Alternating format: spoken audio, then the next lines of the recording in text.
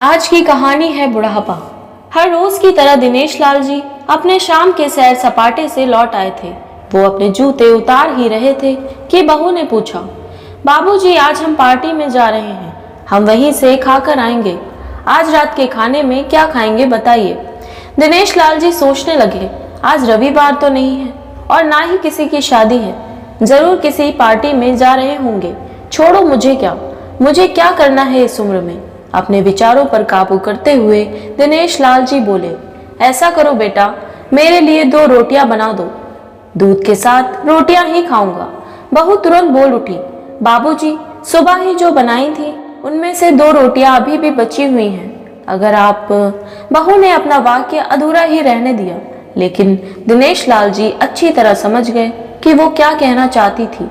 बाबूजी बहू से बोले, नहीं बेटा, इस उम्र में सुबह की रोटियां नहीं खा सकता, तुम्हें थोड़ी तकलीफ होगी, लेकिन मेरे लिए 2 ताजी रोटी बना दो।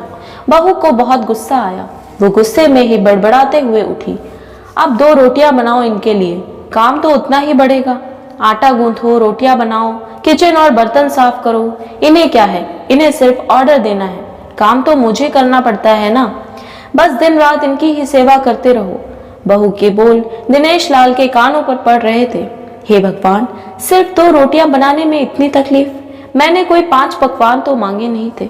उन्हें बहुत गुस्सा आ गया, लेकिन गुस्सा वहां किया जाता है जहां कोई सुनने वाला हो। उन्होंने अपना गुस्सा निगल लिया। अब तो उन्हें जितनी जल्दी गुस्सा आता था उससे जल्दी चला भी जाता था। दिनेश जी को बहुत बुरा लग रहा था। रहने दो बहू, मैं सुबह की ही रोटी खा लूंगा, फिजूल में तुम्हें तकलीफ होगी, और वैसे भी तुम्हारे हाथों की रोटी बहुत मुलायम होती है, मुझे चलेगा। मेरी वजह से तुम लोगों को देर नहीं होनी चाहिए। बहू को तो मजा आ गया, वो अपनी आवाज मीठी करते हुए बोली, बाबूजी आप चाय लेंगे क्या। दिनेश लाल जी अपनी चाय पीने की इच्छा को दबाते हुए बोले, वैसे कोई खास इच्छा नहीं है चाय पीने की, मगर तुम अपने लिए बना रही हो तो मेरे लिए भी थोड़ी बना देना। हाँ बाबूजी, मैं अपने लिए बनाने वाली हूँ, आपके लिए भी बना देती हूँ। बोलकर बहू रसोई घर के अंदर चली गई। दिनेश लाल जी खुद से ही बातें करने लगे, अभी तो लाखों की जायदाद है मेरे पास, ये घर भी मेरे नाम पर है और खाते में भी लाखों रुपए पड़े हैं, फिर भी 1 कप चाय और 2 ताजी रोटियों के लिए तरसना पड़ता हो तो उन बूढ़ों का क्या होता होगा जिनके पास संपत्ति के नाम पर केवल पुरानी यादों के अलावा कुछ भी नहीं होता। पत्नी को याद करके दिनेश लाल की आंखों में आंसू चमकने लगे और धीरे धीरे से गालों पर सरके। पत्नी के होते हुए उन्होंने घर का कोई भी काम नहीं किया था। आर्थिक जवाबदारी के अलावा उनकी और कोई जवाबदारी नहीं थी। उनके व्यापार ने भी उन्हें अच्छा साथ दिया था। वो पत्नी से बहुत प्यार करते थे, लेकिन कभी बता नहीं पाए। वो ये सच्चे दिल से मानते थे कि वो उनके किसी पूर्व जन्मों के पुण्य का फल है, लेकिन जिंदगी की भाग दौड़ में वो पत्नी की मन की इच्छाएं पूरी ना कर सके। उन्हें वैष्णो देवी जाना था, लेकिन हर बार ये यात्रा अगले साल कहकर टाल जाती। घर बार और संसार की जिम्मेदारियां संभालते संभालते कब उनकी इच्छाएं उन्हीं के साथ चली गईं पता ही नहीं चला। तभी दिनेश लाल जी ने देखा उनके पोता और पोती दोनों ही स्कूल से आ गए थे। दोनों ने अपना बस्ता सोफे पर फेंका और दादाजी की तरफ दौड़कर उनके गले लगते हुए कहने लगे, चलिए ना दादाजी, खेलने चलते हैं। यही निस्वार्थ प्रेम के कुछ पल थे जिनमें दिनेश लाल जी अपने बच्चों के साथ बच्चे बन जाते थे और अपने सारे दुख और यादें भूल जाते थे। वो कुछ बोल पाते उससे पहले ही बहू ने कहा, चलो छोड़ो दादाजी को, हमें पार्टी में जाना है, जल्दी से आकर तैयार हो जाओ, पापा भी आते ही होंगे। दोनों ही बच्चे दादाजी को छोड़कर मम्मी की तरफ भागे। दिनेश लाल जी अपनी सोच में डूबे हुए बालकनी की तरफ गए। बालकनी में ठंडी धीमी पवन ने उनका स्वागत किया। बहू उनके लिए चाय लेकर आई। बालकनी में रखी अपनी कुर्सी पर बैठकर दिनेश लाल जी घुट घुट कर चाय पी रहे थे। चाय खत्म होने पर खाली कप लेकर वो किचन में गए। बालकनी में बैठे बैठे उनकी नजर सूखी हुई तुलसी के पौधे पर गई। उन्होंने एक लोटा पानी लाकर उसमें डाल दिया। कुछ मिनटों बाद ध्यान से देखने पर उन्हें पता चला कि सूखे हुए तुलसी के पौधे में नई कोपलें जैसे मुस्कुरा रही हों। उन्हें याद आया कि पत्नी रोज सुबह और शाम तुलसी को पानी दिया करती थी।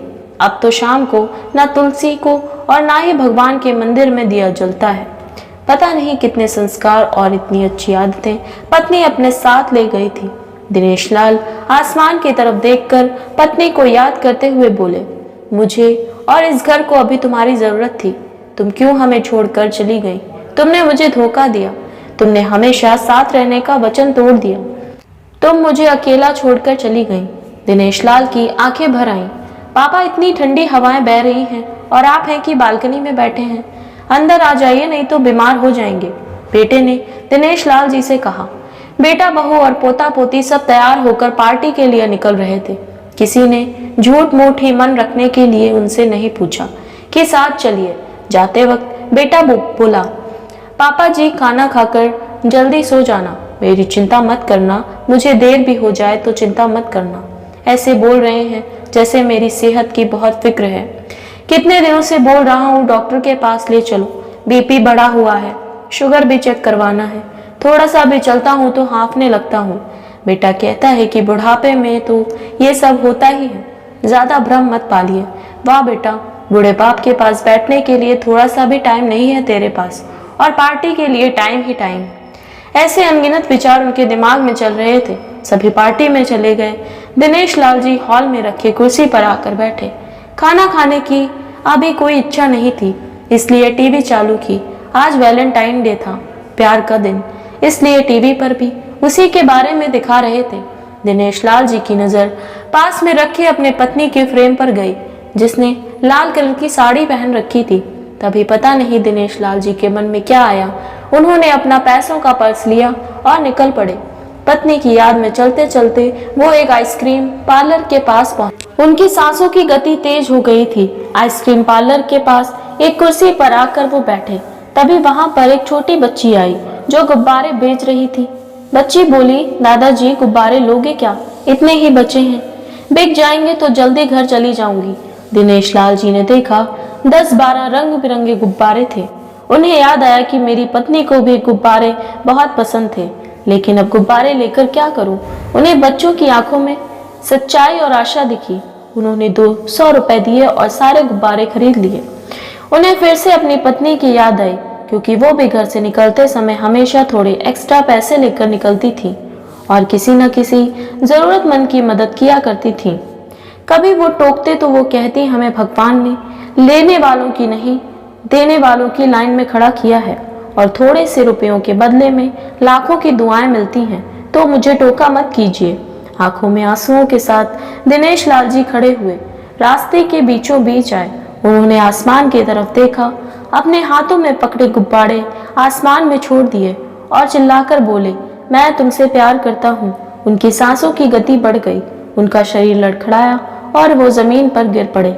आसपास के लोगों को कुछ भी पता चल पाए उससे पहले ही दिनेश लाल जी ने इस मोह माया की दुनिया को अलविदा कह दिया। उन्हें अपनी पत्नी से मिलने की बहुत जल्दी थी। ये कहानी जरूर आपके दिल को छू गई होगी। हमेशा की तरह पूरी कहानी पढ़ने के लिए आपको धन्यवाद।